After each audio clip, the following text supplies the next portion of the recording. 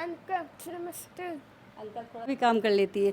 और सबसे अच्छा, ये इतनी अच्छी बेटी है कि ये वॉच करती रहती है कि हमको कोई दिक्कत तो नहीं है। मतलब जैसे हम झाड़ू लगा रहे हैं और ज़रा सा कमर पे हाथ रख लिया कि दर्द होने लगी, तो तुरंत हमको पकड़ के बैठा देगी कि तुम नहीं लगाओगी, हम लगाएंगे। देखा है कई बच्चों की ज़िंदगी बर्बाद होते हुए भी, इसलिए कुछ ज़्यादा ही वो करते हैं। फिर बेटी है तो मेरे लिए तो राजकुमारी है।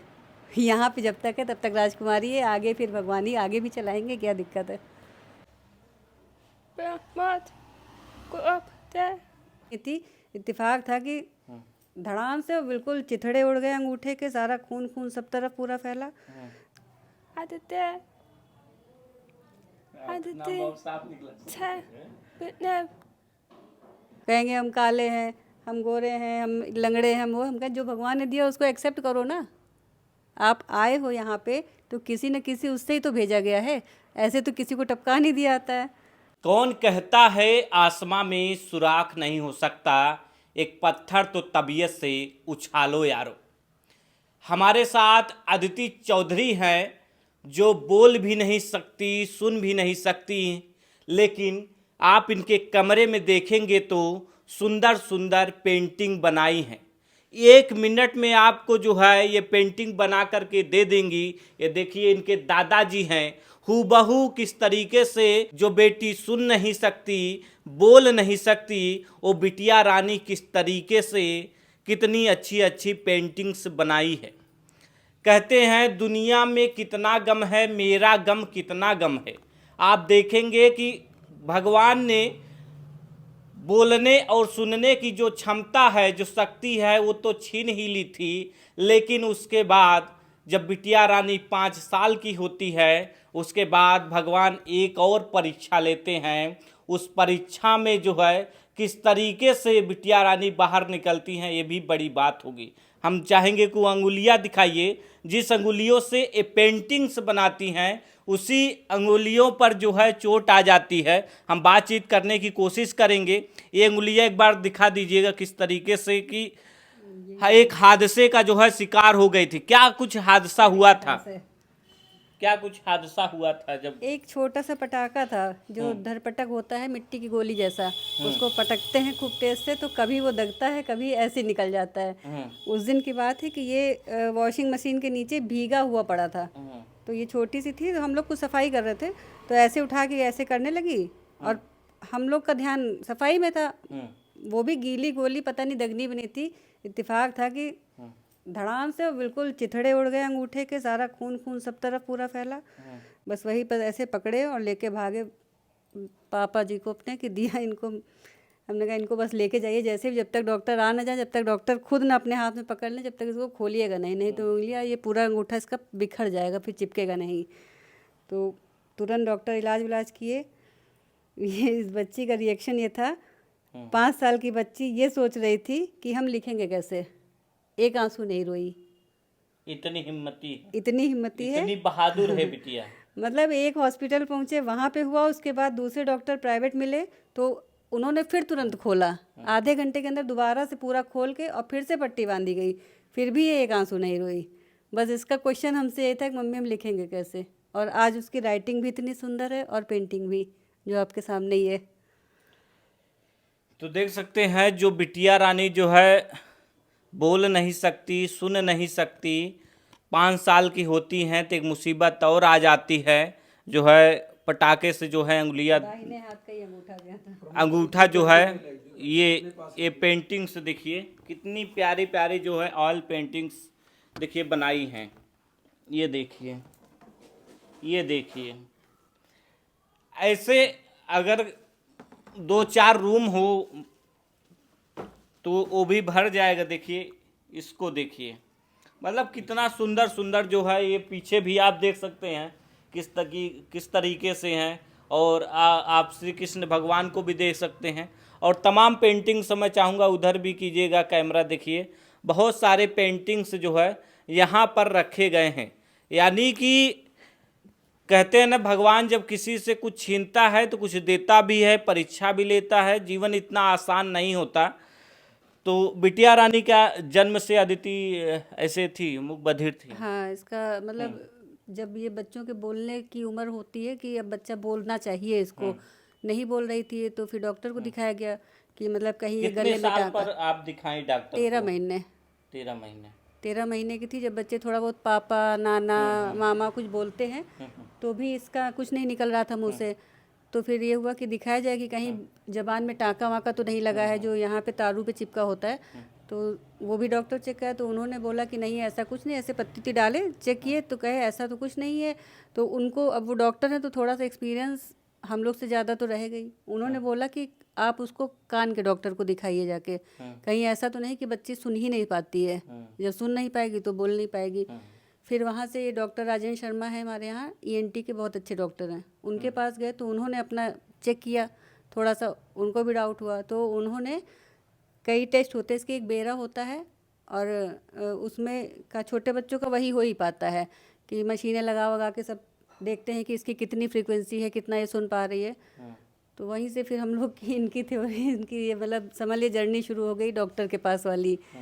फिर उनके यहाँ दिखाया, फिर PGI दिखाया, हर जगह वही मशीनें लगाई जाएँ, चेक किया जाए कि बच्ची के अंदर कितना, तो उसमें यही आ रहा था कि 70 to 80% लॉस है।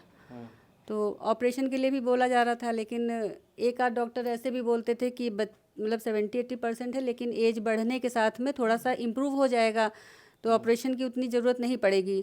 कुछ डॉक्टर तो ऑपरेशन का बता रहे थे, लेकिन वही है कि थोड़ी हिम्मत नहीं पड़ रही थी उस समय, डर लग रहा है। हाँ डर भी लग रहा था, और कुछ पहला बच्चा था, सभी लोग डर रहे थे। हमारे मतलब हमारी उसका ननिहाल साइड का इसके तो पहला ही बच्चा था, और इधर भी थे तो थोड़ा सा उसी वो हिचक में नहीं करवा पाए ऑपरेशन। फिर धीरे धीरे 5 साल की हो गई, जब थोड़ा हिम्मत बांधते बांधते कि चलो अच्छा देखते हैं, तो डॉक्टर ने कहा 5 साल के बाद ऑपरेशन नहीं होता है। फिर कई बार गए, लखनऊ में स्कॉट हॉस्पिटल गए, PGI गए, मेडिकल कॉलेज गए, बाबा रामदेव वाला पतंजलि सेंटर भी गए, और जितने हमको मिलते गए, यहाँ तक कि हम 2016 में हम एम्स गए थे, दिल्ली एम्स। तो वहाँ से जब बिल्कुल ही ना उम्मीद हुए तो हम वहाँ से आके फिर हमने कहा कि चलो इसको अच्छा स्पीच थेरेपी करवाते हैं। फिर हफ्ते में 2 दिन हम लखनऊ ले जाते थे इसको, तो वहाँ पे थेरेपी होती थी। वहाँ पे जब पहली बार हम गए तो उन्होंने जो भी सिखाया, जैसे भी बोला, इसके मुंह से पहला शब्द का निकला। इतनी ज़्यादा खुशी हुई, मतलब कुछ मामा वामा तो बोल लेती थोड़ा बहुत, लेकिन का बिल्कुल अलग सा शब्द निकला। तो वहीं से मतलब हम पूरे रास्ते लखनऊ से रायबरेली का से शुरू होने वाले कई शब्द इससे कहलवाए, कमल है, कहीं कबूतर है, कुछ भी करके कि जो भी निकले का से निकले, तो का तो बार बार आए, कम से कम उसी की प्रैक्टिस हो जाए। फिर ऐसे ले जाते फिर कई शब्द उनके कहने से, उनके तरीके से निकल पाए। तो उससे जोड़ जोड़ के फिर हम इनको जोड़ के बताते थे, जैसे कमल बोलना है तो कमल में का माँ को साथ में बोलना है, ला अलग बोलना है, या का को अलग बोलना है, माँ और ला को एक साथ बोलना है। तो हम ऐसे लाइन खींच देते थे नीचे कि का को अलग बोलो, माला मल को अलग बोलो, तो कमल हो जाएगा। इस तरह करके सारे जो भी शब्द इसको बुलवाते थे, जो भी जैसे लिखती थी तो हम कहते थे इसको बेटा बोलो भी, तो जो जैसे जुड़ना होता था वैसे नीचे अंडरलाइन करते थे कि आप ऐसे ऐसे जोड़ के बोलोगे तो आपका सही शब्द लिखेगा। जैसे कमल ही है मान लीजिए, तो कम एक तरफ बोल दिए, ला अलग बोल दिए तो गलत हो जाएगा, लेकिन का को अलग बोल के माँ ला को एक साथ बोलिए तो सही निकल आएगा। तो इस तरह से प्रैक्टिस कराई जाती थी। फिर काफ़ी शब्द बोलने लगी। फिर कॉपी में कहीं कुछ जैसे एकदम से दिमाग में आया, हमने कहा चलो ये लाइन पढ़ के बताओ, या न्यूज़पेपर लिए बैठे हैं तो अच्छा ये बड़ी वाली हेडिंग लिखी, इसको पढ़ के बताओ। अभी कौन कौन सा वर्ड आप बताएंगे तो बोल लेंगे। अब तो हम इसको कोशिश कराते हैं कि सारे वर्ड्स बोलो, जो बुक में लिखा हो उसको पढ़ो, कम अच्छा बनेगा लेकिन बोलो। मतलब आप अभी क्या क्या बोल लेती हैं? अभी ये आपको पढ़ के ही दिखा देगी। ज़्यादा अच्छे से हिंदी की बुक लेके आओ, हिंदी की। पढ़ती तो इंग्लिश में है, लेकिन हिंदी की ले आओ, कोई न्यूज़पेपर ले आओ, न्यूज़पेपर जल्दी ले आओ, अभी बताएगी आपको। बते ने ये पढ़ो। ऊपर तो अच्छा के पा फुका ता के दिन तो वाक बते। अब ये लाइन दिखा दीजिए, इन्होंने पढ़ा क्या है?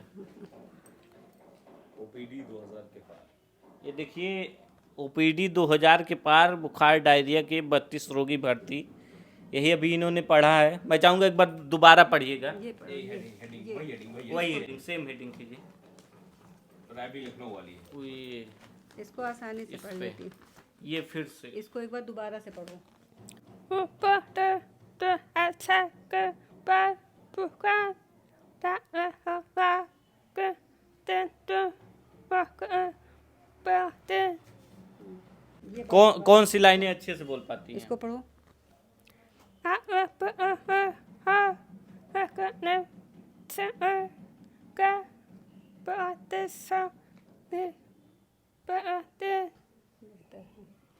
वो जो कमल वाला कमल कैसे बोलते हैं? वो लिख के बताना पड़ता है वो चीज़। तो अदिति को आप कैसे सिखाती हैं? मुझे भैया देखिए सामने लिखा मैंने। हाँ जी, ये लीजिए। जो इसके नीचे अंडरलाइन है उनसे इसको पता चलता है कि किन वर्ड्स को किसके साथ में बोलना है। जैसे ये कमल लिखा हुआ है तो तुम पढ़ो इसको। कमल कमल फिर Papa, me, Benas, Panas,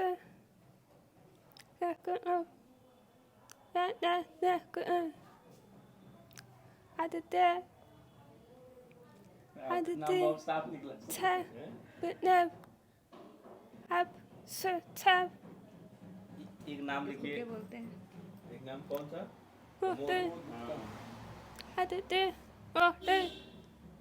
एक नाम हम लिखते हैं।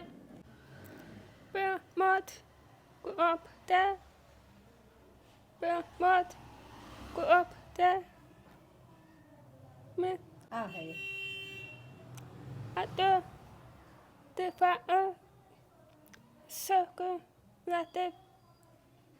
पापा का नाम पापा का नाम बताओ।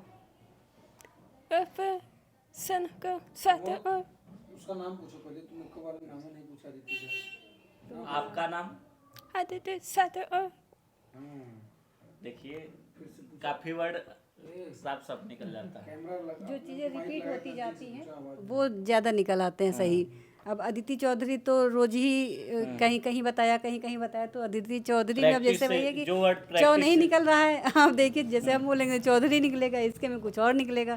फिर से बोलो एक बार अपना एक नाम बार फिर से आप अपना नाम बताइए। अपना नाम बताओ। हाँ देखिए काफी कुछ जो है साफ वर्ड निकल रहा है। पूरा नाम बताओ। लिखा तो था उसमें। हाँ लाइए। मतलब ऐसे ही आप लिख देती हैं नाम? हाँ कोई चीज़ नया बताते हैं तो लिख के ही बताते हैं पहले। अच्छा, आप जब लिख देती हैं तब ये पढ़ लेती हैं। पढ़ लेती है। मिश्रा इसको ऐसे ऐसे पढ़ते हैं। ऐसे पढ़ो। उससे क्लियर होता है। तो ऐसे में कहते हैं कि माँ अपने बच्चों के लिए योद्धा होती है। लोग तो आप शब्द जो है बोलने में निकल रहा है वही बोले। ऐसे मिश्रा श्रा लिखा तो ये नहीं पढ़ पाई, लेकिन आधा सा लिख के रा लिख दिया तो उसमें पढ़ लिया इसने। ये करना पड़ता है। अच्छा, ये कहते हैं माँ जो है अपने बच्चों के लिए योद्धा होती है। तो आप जो है बच्ची की जो है जब जन्म लेती है करीब 13 महीने के बाद से ही आप बच्चे को हॉस्पिटल दिखा हाँ रही हैं। 13 महीने से 13 साल तक। 13 साल तक दिखाने के बाद फिर दूसरी राह में पकड़ा गया कि अब कुछ इससे नहीं होना है तो अब कुछ थेरेपी कराई जाए। तो कुछ वहाँ से, कुछ घर में प्रैक्टिस से, कुछ इसकी अपनी लगन कि हमको सीखना है। इसके अंदर अच्छा, लगन तो बहुत है कि कैसे हमको आपको सीखना पता है। चला कि अदिति जो है पेंटिंग बनाने में रुचि रखती हैं? पेंटिंग भैया इसकी जो है ड्राइंग वैसे भी अच्छी थी। बचपन से ही जब स्कूल नहीं आती तब भी कहीं घर बनाती थी, कहीं फूल बना रही, कहीं आम बना रही। फिर स्कूल में भी इसका जो है ड्राइंग में रुचि अच्छी रहती थी। फिर जब छोटे बच्चों से फिर बड़े स्कूल में जब गई इंटर वाले में तो उसमें इसका ड्राइंग का काफ़ी अच्छा चलता था। कहीं वॉल पेंटिंग वगैरह होती थी, कहीं स्कूल में ही जो कंपटीशंस ड्राइंग के होते थे उसमें, या जो आर्ट कला का सब्जेक्ट होता था 10 तक तो होता है, उसमें भी इसका बहुत अच्छा वो रहता था। तो सर लोग भी 10th तक नॉर्मल स्कूल में पढ़ी हैं, जैसे बच्चों नॉर्मल स्कूल में पढ़ी है। सिर्फ इसने 2 साल वही वाणी विकास विद्यालय में पढ़ा है। तो हमको जब कोई उसका फ़र्क नहीं पड़ा कि वहाँ पे ना तो वो साइन लैंग्वेज सिखा रहे थे, ना तो बोलना ही सिखा रहे थे, तो उससे कोई फ़ायदा नहीं था। हमने कहा जब नॉर्मल स्कूल में देखते हैं, क्योंकि साइन लैंग्वेज सब लोग समझ नहीं पाते हैं और फिर यहाँ पे है भी नहीं रायबरेली में, तो हमने फिर कहा नॉर्मल स्कूल में पढ़ने की कोशिश की। KG 2 में थी, तो हमने कहा देखते हैं पढ़ पाती है कि नहीं पढ़ पाती है। तो रिटर्न वर्क तो ये सारा कर लेती थी, ओरल नहीं कर पाती थी। तो जब जैसे सारे बच्चों का टीचर ओरल ले लेती थी, तो लास्ट में इसको बुला के जो इससे पूछना होता था वो इसको रिटर्न में लिखवा लेती थी ब्लैक बोर्ड पे। तो ये लिख के बता देती थी कि हाँ ये इसका आंसर है, और अच्छा। सही होता था। फिर जो प्रैक्टिकल वगैरह होते थे। नहीं, प्रैक्टिकल जैसे छोटे बच्चों की क्लास में ओरल भी एग्ज़ाम होते हैं ना, पहले रिटन टेस्ट होते हैं, उसके बाद ओरल होते हैं। तो जो वो ओरल होता था उसको मैम सबसे लास्ट में, क्योंकि पहले लिखा लेंगे तो दूसरे बच्चे जान जाएंगे ब्लैक बोर्ड पे क्या लिखा हुआ है, तो सबसे लास्ट में इसको बुला के वही आंसर इससे ये ब्लैक बोर्ड पे लिखवा लेती थी। तो कोई स्कूल में किसी तरीके की दिक्कत? ये नहीं, कहीं दिक्कत नहीं। राइजिंग चाइल्ड में पढ़ी है, इधर यहाँ पे दीक्षा पब्लिक स्कूल है यहाँ पढ़ी है, मोदी में भी पढ़ी है 2 साल। फिर उसके बाद मोदी में ये था जैसे अब क्लास 6 में पहुँच गई थी, 6th भी पढ़ा है। तो अब बुक से ही तो सारी चीज़ नहीं आती है, अच्छे स्कूलों में तो बिल्कुल ही नहीं आती है। जैसे बड़े हाई फाई स्कूल होते हैं CBSE बोर्ड वगैरह में, तो फिर विबग्योर स्कूल है तो उसमें कुछ परिचित लोग थे, तो थोड़ा कोऑपरेटिव थे, सपोर्ट भी करने वाले थे, और थोड़ा सा गांव से भी टच है, तो उसमें बहुत हाई लेवल नहीं रहता था। तो हमने उसमें डाला, तो काफ़ी टीचर्स ने भी इसका बहुत सपोर्ट किया। और एक टीचर ड्राइंग की थी, तो उनको भी इनकी ड्राइंग बहुत अच्छी लगती थी, तो कुछ उनकी भी आशीर्वाद समझिए या जो भी है, या मोटिवेशन है उनका। तो ये कोई भी ड्राइंग का कंपटीशन स्कूल में होता था, वो इससे पार्ट लेने को हमेशा बोलती थी, तो पार्ट भी लेती थी और सबसे अच्छी बनाती भी थी। तो उससे ही फिर जब इसका इंटर हो गया, तब एक वही चीज़ आई कि अब क्या किया जाए। तो गए, पूछा, सर लोग बोले BSc करा दीजिए, यहीं से हो जाएगी, नहीं पढ़ना पड़ेगा। नहीं करना का नहीं सर, उससे फ़ायदा नहीं है, खाली 3 साल वेस्ट ही करना है, BTech वगैरह भी करके कोई फ़ायदा नहीं है। तो हम बस, एक लोग और हैं हमारे जानने वाले, तो उन्होंने एक बार ऐसे बोला कि फ़ाइन आर्ट्स करवा दीजिए इसका। तो उस समय तो नहीं दिमाग में आया, लेकिन जब धीरे धीरे जब कॉलेज के लिए हम लोग ढूंढना शुरू किए, तो वही बात सामने आई कि फ़ाइन आर्ट्स का ही देख लेते हैं, क्योंकि ड्राइंग अच्छी है। उसमें हम लोग असल में ड्राइंग टीचर के लिए देख रहे थे, अगर ड्राइंग टीचर बन जाए तो उसके लिए क्या क्वालिफ़िकेशन चाहिए। तो बस ये था कि ड्राइंग की किसी भी ब्रांच से इसका ग्रेजुएशन होना चाहिए, बस ये चीज़ था। तो हमने कहा चलो ग्रेजुएशन करवाते हैं। फिर वही कॉलेज ढूंढने लगे। फिर कॉलेज भी हमको अपने रोड पे ही मिल गया, रायबरेली से लखनऊ जाते हुए SKD एकेडमी है वृंदावन में। तो यही PGI से थोड़ा आगे OP चौधरी डेंटल हॉस्पिटल है, उसी के पास ये उतरती है, 100-150 मीटर आगे पैदल जाती है, बस कॉलेज आ जाता है इसका। तो उनके पास हॉस्टल वगैरह नहीं था, और PG पे रखने में हमको थोड़ी दिक्कत आ रही थी कि बच्चा सुन नहीं पाता है, बोल नहीं पाता है, कौन दरवाज़ा खटखटा रहा है नहीं समझ पाएगा, किसी के लिए भी खोल दिया तो थोड़ा सा रिस्क वाली चीज़ लग रही थी हमको। जब इधर कॉलेज मिला, कॉलेज भी बहुत अच्छा है, टीचर्स भी बहुत कोऑपरेटिव हैं और इसका बहुत ध्यान रखते हैं, तो हमको बहुत अच्छा लगा। फिर वहाँ से इसका ये वाली जर्नी शुरू हो गई फाइन आर्ट्स की। तो अभी ये अपनी क्लास में लगभग नंबर 1 पे ही रहती हैं। अगर एक आध बच्चे हैं जो इसके समकक्ष रहते हैं, लेकिन एक ही आध बस और अभी कोई मतलब इनको पकड़ नहीं पाता जल्दी। क्या बात है। तो आप बता रही हैं जब जाती हैं तो स्टेटस दिखाती हैं। हाँ, जैसे अब जैसे इतने साल से जा रही, 3 साल हो गया इसको, तो ड्राइवर और कंडक्टर वगैरह पहचानते हैं, तब तो बता भी देती है। जैसे कोई इसको लगा कि हाँ ये नहीं समझ पाएंगे, तो उनको स्टेटस दिखा देती मोबाइल में लिख करके कि हमको OP चौधरी उतरना है। यहाँ से जब टिकट बनाने के लिए पूछते हैं कि कहाँ जाना है, तो लखनऊ लिख के दिखा देती कि हमको लखनऊ जाना है, क्योंकि इतना वो बांध के बैठती है तो मुँह चला हुआ भी नहीं समझ में आएगा, तो लिख के तुरंत बता देती है कि लखनऊ जाना है हमको। लखनऊ से जब बैठती है, उधर से जब टिकट के लिए पूछेंगे तो ये इसका यूनिक ID वाला कार्ड है, वो देती है और बता देती है कि रायबरेली जाना है।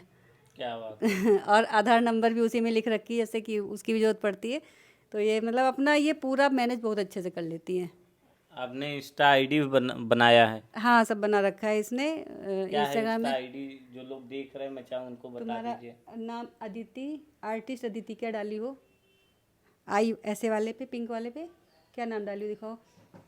देख सकते हैं ये जो है इनकी इंस्टा ID है, आप सभी जाकर के सपोर्ट कीजिए, क्योंकि जो अदिति हैं वो ना तो ठीक से बोल पाती हैं ना तो सुन पाती हैं, लेकिन भगवान ने एक अच्छा आर्ट दिया है। किस तरीके से यूनिक यूनिक जो है तस्वीरें जो है चंद सेकंड में ही जो बना लेती है। देखिए इनके दादाजी हैं, दादाजी इनसे बहुत प्यार भी करते हैं, बहुत तारीफ भी करते हैं। आप बता रही जब भी नाना जी हैं।